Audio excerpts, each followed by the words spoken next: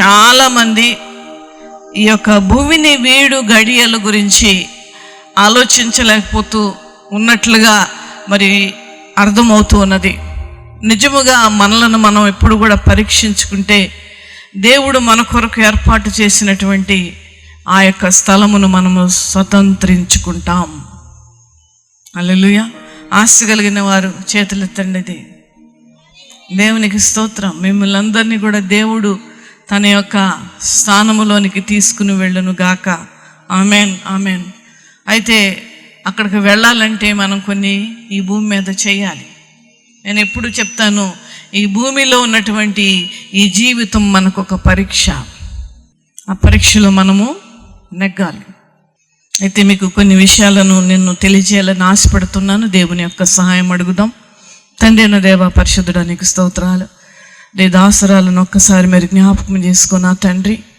ప్రభా నాయన, మరి ఈ యొక్క వాక్య ధ్యానములలో నీ తోడ్పాటును దయచేయం. పరిశుద్ధాత్మదేవ, మీరు సహాయము చేస్తే నేను మాట్లాడగలను గనక ప్రభా, మీరే సహాయము దయచేసి నా నోటి మాటలను, నా హృదయ ధ్యానములను తండ్రి నీ దృష్టికి అంగీకారముగాను నీ తోడ్పాటుతో ముందుకు సాగించమని యేసయ్య నామమున అడుగుచున్నాను తండ్రి.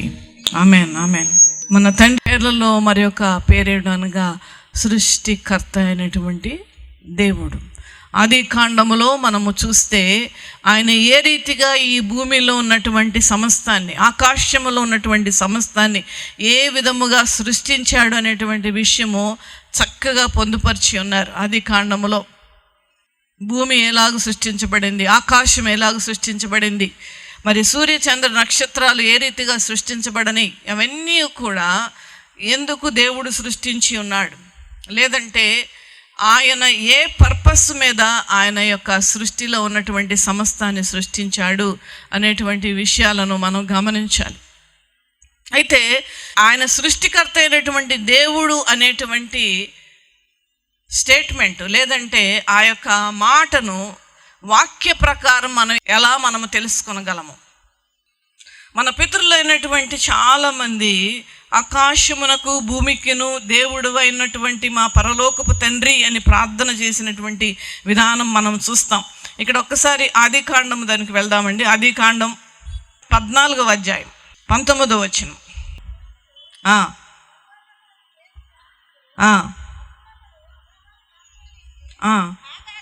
ఆకాశమునకు భూమికిని సృష్టికర్తయను సర్వోన్నతుడైన దేవుడు దేవుని వల్ల అబ్రహామును ఆశీర్వదింపబడిన గాక అనియు.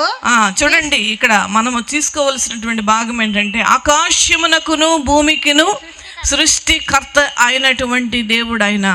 మరియు కొన్ని వేడి ప్రదేశాలన్నీ కూడా దేని గురించి చూస్తూ ఉన్నాయండి? మేఘముల గురించి చూస్తూ ఉన్నాయి. మేఘములు ఎప్పుడు వర్షిస్తాయా అని చాలామంది ఎదురు చూస్తున్నారు, ఎండ వేడికి తట్టుకొనలేక. అయితే ఆ మేఘములు కూడా ఎప్పుడు వర్షిస్తాయో తెలుసా మీకు? దేవుడు ఆజ్ఞ ఇస్తేనే అవి వర్షిస్తాయి. దాని విషయంలో కూడా మనకి స్పష్టముగా ఇక్కడ వాక్యము మనకి ఉంటుందండి. ఒక్కసారి మనం చూద్దాం. ఇక్కడ యెషయా గ్రంథము 5వ అధ్యాయము 6వ వచనం చూద్దాం ఒక్కసారి. దాని మీద వర్షింపవలదని మేఘములకు నేను ఆజ్ఞ ఇచ్చేదను. ఇలాంటి వాక్యాలు చాలా ఉన్నాయి. అవన్నీ చూపిస్తే సమయం అయిపోతుంది కనుక నేను మామూలుగా చెప్పుకుంటూ వెళ్తాను. మేఘములకు దేవాది దేవుడైనటువంటి ఆ సృష్టికర్త అయినటువంటి దేవుడు ఆజ్ఞ ఇస్తేనే ఆ మేఘములు వర్షిస్తాయి. వర్షము కురవకూడదు అని ఆయన ఆజ్ఞ ఇస్తే వర్షము కురవకుండా ఉంటుంది. వర్షము కురువును గాక అంటే వర్షము కురుస్తుంది. మేఘములు ఆయన యొక్క ఆధీనములో ఉన్నవి. సూర్య చంద్ర నక్షత్రాలు ఆయన ఆధీనంలో ఉన్నవి. భూమి అంతయు కూడా ఆయన ఆధీనములో ఉన్నవి. ఈవెన్ అంతవరకు ఎందుకండి, ఫలాలు ఇచ్చేటువంటి చెట్లు ఎవరు ఆధీనంలో ఉన్నాయి? దేవాది దేవుడి యొక్క ఆధీనంలో ఉన్నాయి. దానికి గొప్ప నిదర్శనం ఏంటంటే సీజనల్ ఫ్రూట్స్. ఇప్పుడు మామిడి పళ్ళ కాలం, ఎండాకాలమే మామిడి పళ్ళు. తర్వాత కొంతకాలానికి ఏమొస్తాయి? సీతాఫలాలు వస్తాయి. మధ్యలో ఏమొస్తాయి? మంచి ఆరోగ్యాన్ని ఇచ్చే నేరేడు పళ్ళు వస్తాయి. కానీ ఆది నుండి ఆయన సృష్టిలో భాగమైనటువంటి అన్ని చెట్లకు కూడా అనాది కాలమునైన ఆ సృష్టికర్త అయిన దేవుడు ప్రతి ఒక్క వృక్షానికి ఒక సీజన్ ఇచ్చాడు. హల్లెలూయా, హల్లెలూయా. ఎంత అద్భుతమైనటువంటి ప్రణాళికను దేవాది దేవుడు కలిగి ఉన్నాడో చూడండి. ఆ సీజనల్ ఫ్రూట్స్ మానవులకు ఎంతో ఆరోగ్యం ఇచ్చేవి. హల్లెలూయా, హల్లెలూయా. డాక్టర్ దగ్గరికి వెళితే డాక్టర్ కూడా మందులు ఇచ్చి ఏమంటారంటే సీజనల్ ఫ్రూట్స్ తినండి అమ్మా అని చెప్తారు, లేకపోతే తినండి అయ్యా అని చెప్తారు.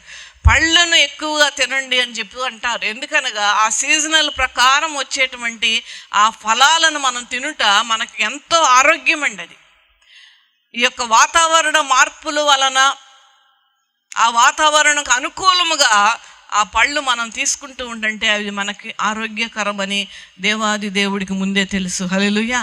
ఈ రోజుల్లో ఎక్కువగా మరి ఆ యొక్క చెట్లకు కానీ ఆ యొక్క ఆకులకు కానీ ఆ పళ్ళకు కానీ ఆ రీసెర్చ్లు ప్రారంభమైనవి గనక ఇప్పుడు దాంట్లో ఈ విటమిన్ ఉంది, దాంట్లో ఏ విటమిన్ ఉంది, దీంట్లో సి విటమిన్ ఉంది అని చెప్తూ ఉన్నారు. అంతవరకు ఎందుకు? తులసి మొక్కలో ఎన్ని మంచి గుణాలు ఉన్నాయో ఆ యొక్క రెస్పిరేటరీ అనగా ఈ యొక్క లంగ్స్ పనిచేసేటువంటి తీరుని ఆ తులసి ఆకులు మెరుగుపరుస్తాయి. అది ఎప్పుడు దేవుడు సృష్టించాడండి? ఎప్పుడు? అందుకనే చాలామంది తులసి మొక్కను చాలా ప్రేమిస్తారు. కానీ దాన్ని సృష్టించింది ఎవరు? దేవుడు సృష్టించాడు. దేవుడు సృష్టించాడు. ఎందుకు సృష్టించాడు? దానిలో మానవులకు కావలసినటువంటి పోషకాలు అవనివ్వండి, మానవులకు కావలసిన విటమిన్స్ అవనివ్వండి, మన శరీరంలో ఉన్నటువంటి అవయవాలు పనితీరు మెరుగవటానికి కానివ్వండి, ఈ విధముగా ఎన్నో గుణాలను పళ్ళల్లోనూ ఆకులలోనూ దేవాది దేవుడు పెట్టి ఉన్నాడు. చప్పట్లు కొట్టి దేవుని నామమును మహిమపరుద్దాం. హల్లెలూయా, హల్లెలూయా. సృష్టి అంతటికి కూడా ఆయన ఆధారభూతుడుగా, ఆయన చిత్త ప్రకారము, ఆయన ఇష్ట ప్రకారము అనాది కాలము నుండే సూర్య చంద్ర నక్షత్రాలు, సముద్రాలు, భూమి కూడా ఆయన మాట వింటూనే ఉన్నాయి. ఆయన మాట వింటూనే ఉన్నాయి. మనుష్యులైనటువంటి మనమే ఆయన మాట వినటలేదు. నిన్న కూడా ఒక మాట నేను చెప్పాను. ఆయన బాధను ఆయన తెలియజేసుకున్న, ఆకాశమా ఆలకించము, భూమి చెవియొగ్గుము, నా ప్రజలకు తెలివి లేదు, అజ్ఞానులై వాళ్ళు బ్రతుకుచూ ఉన్నారు. సృష్టికర్త అయిన దేవుడైన నేనును, జీవము కలిగిన దేవుడు నన్ను మరిచి వేరే మార్గాలను ఎంచుకొని అవే మంచిది, అవే ఆశీర్వాదం, అవే దీవెన అనుకుని ఎండమావులను చూచి నీళ్ళని భ్రమపడేటువంటి దినాలలో చాలామంది ప్రజలున్నారు. చాలామంది ప్రజలున్నారు. అయితే ఈ యొక్క సృష్టిని అంతటిని కూడా దేవుడు తన ఆధీనంలో ఉంచుకుని ఉన్నాడు అని అనటానికి నేను ఫలాల గురించి చెప్పాను. అయితే మోషే ఆ యొక్క ఎర్ర సముద్రము ముందు నిలబడి ఆ యొక్క సముద్రమును 2 పాయలుగా ఆయన ఎవరి కృప ద్వారా, ఎవరి సహాయము ద్వారా, ఎవరి బలము ద్వారా ఆయన చేశారండి? దేవాది దేవుడు. ఎందుకనగా సముద్రము ఒక్క మాట చెప్పితే వినేటువంటి రీతిలో మనము వాక్యాలను చూస్తూ ఉన్నాం. సముద్రం పాయలు అవడమే అది మామూలు విషయం అండి. మన ఇంట్లో ఉన్నటువంటి ఈగను మనం తోలలేం ఒక మాట చెప్పి. మన ఇంటికి లోపలకు వచ్చినటువంటి దోమను మనం మాట చెప్పి పంపించలేం. కానీ బలమైనటువంటి సముద్రము ఆయన మాట వింటున్నది అని అంటే దానికి అర్థం ఏంటంటే ఆయన సృష్టికర్త అయిన దేవుడు. హల్లెలూయా. చప్పట్లు కొట్టి దేవుని నామమును మహిమపరుద్దాం. హల్లెలూయా, హల్లెలూయా. అలాగే యెహోషువ ప్రార్థించినప్పుడు సూర్యుడిని చంద్రుడిని ఆగిపోమని ఆయన ఆజ్ఞ ఇచ్చినప్పుడు, అంటే ఎవరి యొక్క సహాయము నాతో ఉన్నది అని ఆ యొక్క యెహోషువ నమ్ముతూ ఉన్నాడో, విశ్వసిస్తున్నాడో, ఆ దేవుని యొక్క శక్తిని యెహోషువ తెలుసుకుని ఒక కాన్ఫిడెన్స్తో, ఒక నమ్మకముతో ఆజ్ఞ ఇచ్చాడు. అప్పుడు ఏం జరిగిందండి? సూర్య చంద్రులు అక్కడ ఆగిపోయినాయి. యేసు ప్రభుల వారు ఆయన ఈ లోకములో మానవుడుగా దేవుడుగా ఉంటున్నప్పుడు ఆయన ఆ యొక్క పెద్ద పడవలో ప్రయాణం చేస్తూ ఉన్నప్పుడు ఆ పడవ మీదకి తుఫాను రేగింది. అప్పుడు ఏం చేశారండి యేసుప్రభుల వారు? సముద్రాన్ని గద్దించారు. అద్భుతమైనటువంటి మాట మనం తర్వాత చూస్తాం. ఆ యొక్క సముద్రము మిక్కిలి నిమ్మళమాయను. Stand still. గ్లాస్, సముద్రము ఎప్పుడు కూడా గ్లాస్ లాగా ఉండదండి. ఎప్పుడు కూడా అది అలల తాకిడిలో ఆ లోతైనటువంటి మరి సముద్రము గనక అదొక రకమైనటువంటి బలముగా ఆ అలలు వీస్తూ ఆ లోపల తర్వాత కూడా ఆ నీళ్లు ఒక రకంగా కదులుతూ ఉంటాయండి. ఈ ప్రభుల వారు ఆ యొక్క సముద్రానికి ఆజ్ఞ ఇచ్చినప్పుడంట ఒక భక్తుడు రాస్తాడు, she became a glass. Glass అంటే ఇప్పుడు మనం టేబుల్ మీద గ్లాస్ పెడతాం చూసారా, అట్లా అయిపోయిందంట సముద్రం. దీన్ని బట్టి మనకు ఏం అర్థం అవుతున్నది? సముద్రానికి ఉన్నాయా లేవా? తన యజమానుడి యొక్క మాటను విన్నవా లేవా? విన్నాయి. ఈ రీతిగా ఎన్నో విషయాలను మీకు వాక్యములో ఉన్నటువంటి మరి ఆధారాలతో మీకు చెప్పగలను. ఒక మాట చెప్తున్నామంటే ఖచ్చితంగా దానికి వాక్య ఆధారం ఉన్నది. అది పరిశుద్ధ గ్రంథములో ఉన్నది. పరిశుద్ధ గ్రంథములో రాయబడిన ప్రతి మాట సత్యమైనది, నిజమైనది, జరిగేది. ఈ రీతిగా సృష్టికర్త అయిన దేవుడుగా ఆయన మనకు ఉంటూ ఉన్నారు. అయితే ఈ సృష్టించినటువంటి సృష్టి అంతటి అంత్య దినాలలో ఏమవుతుందండి? వాక్య ప్రకారం చెప్పండి, ఎవరన్నా బాగా తెలిసిన వాళ్ళు ఉంటే. ఆయన సృష్టించినటువంటి ఈ సృష్టి అంతా ఈ అంత్య దినాలలో ఏమైపోతూ ఉన్నది, ఏం అవ్వబోతూ ఉన్నది? భవిష్యత్తు గురించి ఆలోచించేటువంటి వాళ్ళు, తెలియగలిగినటువంటి వారు అనడానికి ఎక్కడ కూడా మనకి ఇది లేదు. ముందు జీవితం గురించి మనం ఎంత ఆలోచిస్తామండి? నా పిల్లలు ఏం చదవాలి, మనం ఏం కొనుక్కోవాలి, ఈ జీవితానికి సంబంధించిన విషయాలు. రానున్న దినాలలో కొంతమంది వాళ్ళ పిల్లలు పుట్టంగానే ఎల్ఐసి కడతారు, డెలివరీ అయిందని న్యూస్ రాగానే. మంచిదే, అది తప్పని నేను అంటలేదు. ఎందుకంటే ముందు భవిష్యత్తు, బిడ్డలు చదువుకోవడానికి కానీ బిడ్డల యొక్క వివాహానికి కూడా డబ్బులు కావాలి కనుక ఆ విధముగా ముందు చూపుతో చేస్తూ ఉంటారు.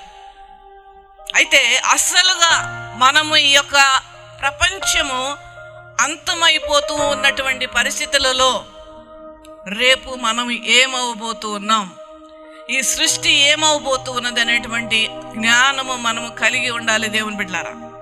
పేతురు రాసినటువంటి 2వ పత్రిక 3వ అధ్యాయం 9వ వచనం. కొందరు ఆలస్యమని ఎంచుకున్నట్లు ప్రభువు తన వాగ్దానమును గూర్చి ఆలస్యము చేయువాడు కాడు గాని ఎవడనూ నశింపవలనని ఇచ్చయింపక అందరూ మారు మనసు పొందవలనని కోరుచు మీ ఎడల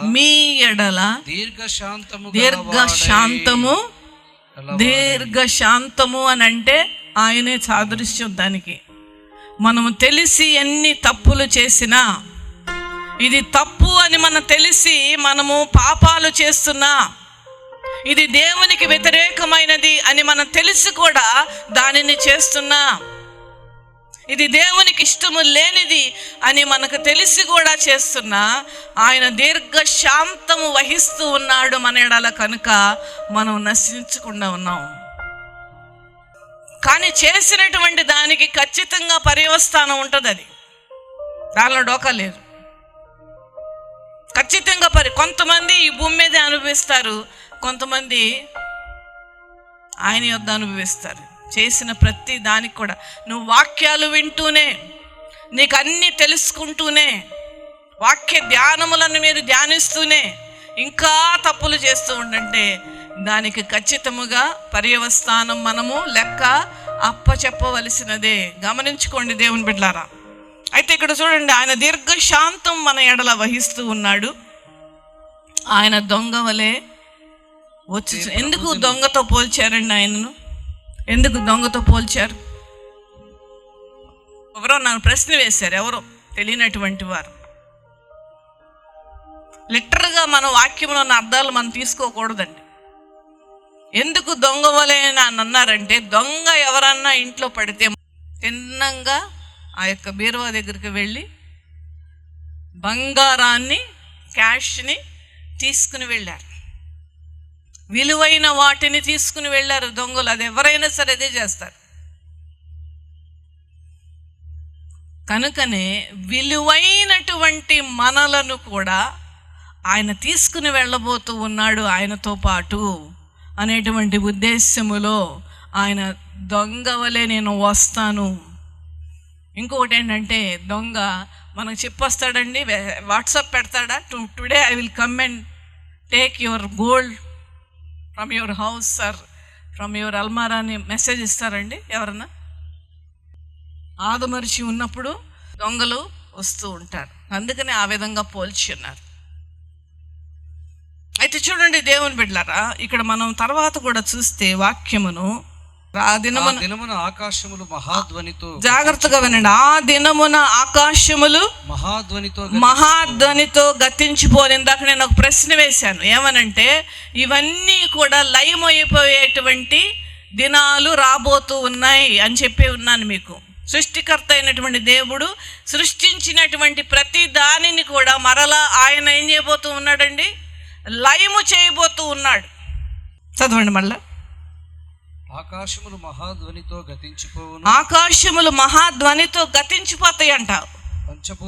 పంచభూతములు మిక్కటమైన వేండ్రముతో లయమైపోయిను. పంచభూతాలంటే అర్థం ఏంటండి?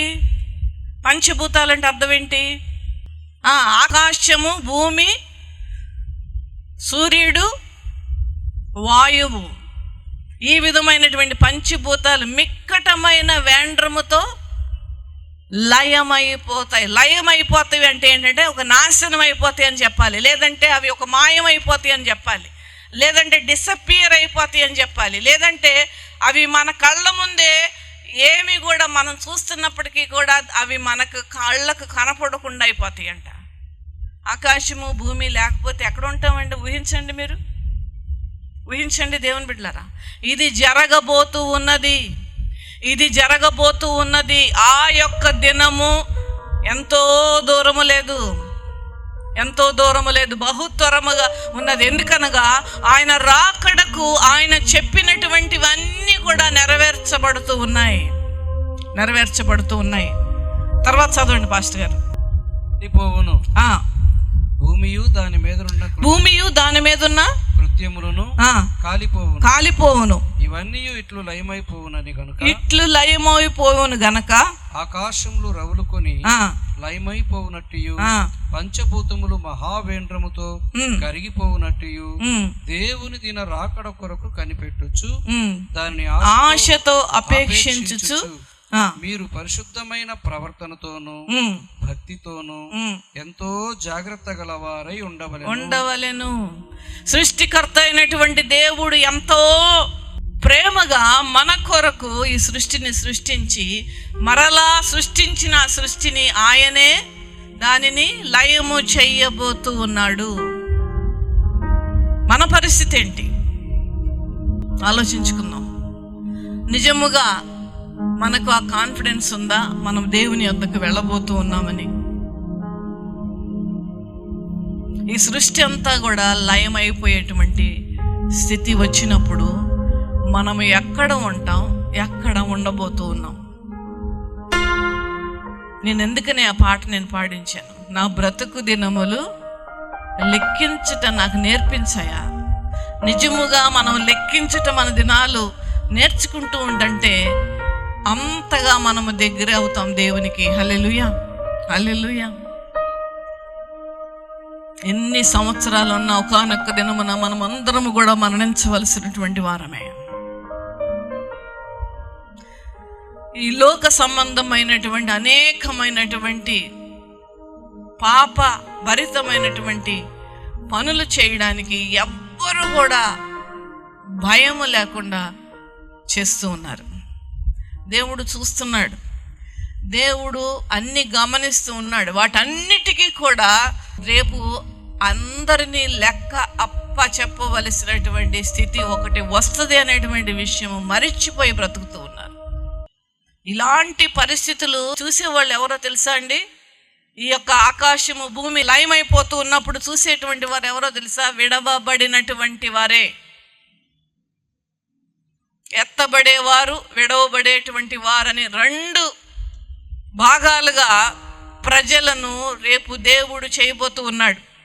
అది ఏ యొక్క సిద్ధాంతాలు ఎవరన్నా అనుభవించని, ఏ విధముగా ఈ లోకంలో బ్రతకని, క్రీస్తుని ఎరిగిన వారుగా బ్రతకని, క్రీస్తు ఎరగని వారుగా బ్రతకని, వేరే సిద్ధాంతాలతో బ్రతుకుతున్నటువంటి వారైనప్పటికీ కూడా ఏ భేదము కూడా లేదు.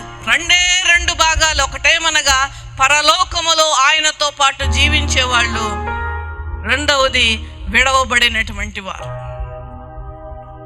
ఈ సువార్త ఎంతకాలము ఈ విధంగా పబ్లిక్గా మనం చెప్పుకోగలమో మనకు తెలియదు. సిద్ధపడాలి అన్నిటికీ. నిజముగా మనము దేవునిని ఆనుకొని మనం బ్రతుకుతూ ఉంటే ఏ యొక్క పరిస్థితి కూడా దేవుడు మన యొద్దకు రానివ్వడు. ఒకవేళ వచ్చినా మన కొరకు నిలబడేటువంటి దేవుడు మనకున్నాడు. హల్లెలూయా, హల్లెలూయా, హల్లెలూయా. అయితే నరకము ఏ విధముగా ఉంటుందో కూడా మరి లూకాసు సువార్తలో తండ్రి అయినటువంటి దేవుడు, ప్రభు అయినటువంటి యేసయ్య, పరిశుద్ధాత్మ త్రియేక దేవుళ్ళు ఒక ఆలోచనతో ఒక ఉపమానం అక్కడ మనము చూస్తాం. అక్కడ నరకములో ఏముంటుందంటే యాంగ్విష్ అని చెప్పేసి ఇంగ్లీష్లో ఉంటుంది. భయంకరమైనటువంటి ఒక వేదనకరమైనటువంటి స్థలం అది. అగ్ని ఆరకుండా, పురుగు చావకుండా ఉన్నటువంటి ప్రదేశం అది. భయంకరమైనటువంటి వేదనకరమైనటువంటి స్థలం అది.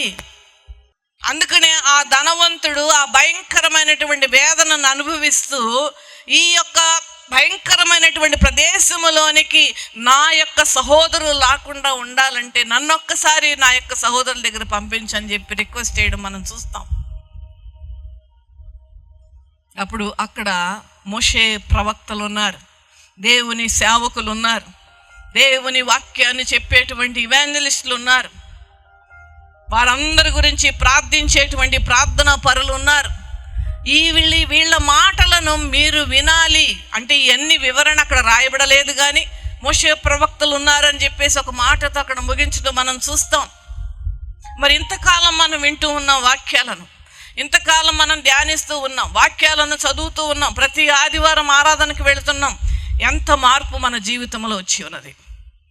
నిజముగా మనము గుండెల మీద చెయ్యి వేసుకుని మనం చెప్పగలమా, నేను ఈ రోజున దేవుడు గనక వస్తే పంచభూతాలు మిక్కిలిమైనటువంటి వేండ్రముతో అది లయమైపోయేటువంటి పరిస్థితులలో ఉంటే నేను, నా కుటుంబం ప్రభు యొద్దకు వెళ్ళగలదా?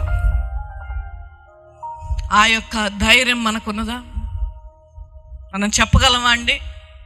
దేవుడు నరకాన్ని సృష్టించాడు ఎవరి కోసం అంటే సాతాను దాని యొక్క అనుచరులకు మాత్రమే నరకాన్ని దేవుడు సృష్టించాడు. కానీ నేను దానిలోనికే వెళతానని నీ జీవితాన్ని నీవు ఇష్టానుసారముగా బ్రతుకుతూ ఉంటే కొంతకాలానికి దేవుడు దీర్ఘశాంతం వహించి వహించి వహించి ఒక రోజున విడిచిపెట్టేస్తాడు. అప్పుడు ఆయనకు దయ, కనికరం, కృప ఇవేమి ఉండవు.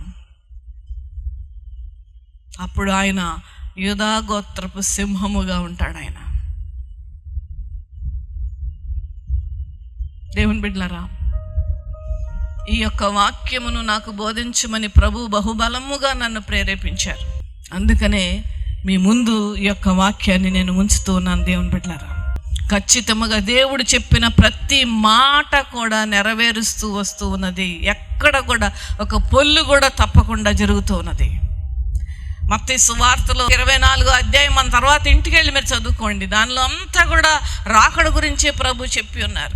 ఎంతో బలమైనటువంటి ఆకాశములో ఎన్ని గ్రహాలు ఉన్నాయండి? పుట్టినది మొదలుకొని ఆకాశమును దేవుడు సృష్టించిన మొదలుకొని ఇప్పటి వరకు నాసాలో ఉన్న అద్భుతమైన సైంటిస్టులే ఆయన అర్థం చేసుకోలేనటువంటి శక్తి కలిగినటువంటిది ఆకాశం. మనకు సూర్యుడు, చంద్రుడు, నక్షత్రం ఈ మూడే తెలుసు. దానిలో ఎన్నో గ్రహాలు ఉన్నాయి.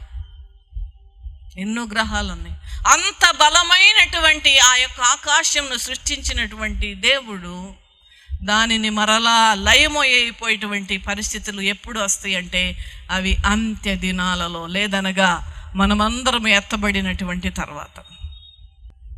పరలోకము మన గురించి దేవుడు ద్వారాలను తెరుస్తూ ఉన్నాడు. హల్లెలూయా, హల్లెలూయా. వెళుతూ వెళుతూ ఏమన్నారండి ప్రభులు వారు? ఆరోహణమై వెళుతూ ఏమన్నారు? మీకు ఒక స్థలాన్ని నేను సిద్ధపరుస్తూ ఉన్నాను. ఎవరైతే ఆయనను సొంత రక్షకుడిగా అంగీకరిస్తారో, ఎవరైతే ఆయన నా పాపముల గురించి మరణించారు, నా పాపముల నిమిత్తము ఆయన రక్తము కార్చారు అనేటువంటి నమ్మకము కలిగినటువంటి ప్రతి ఒక్కరికి కూడా ఆ స్థలమాన్ని స్వతంత్రించుకోవచ్చు. హల్లెలూయా, హల్లెలూయా. నేను ఒక ఉదాహరణ చెప్పి నేను ముగిస్తానండి.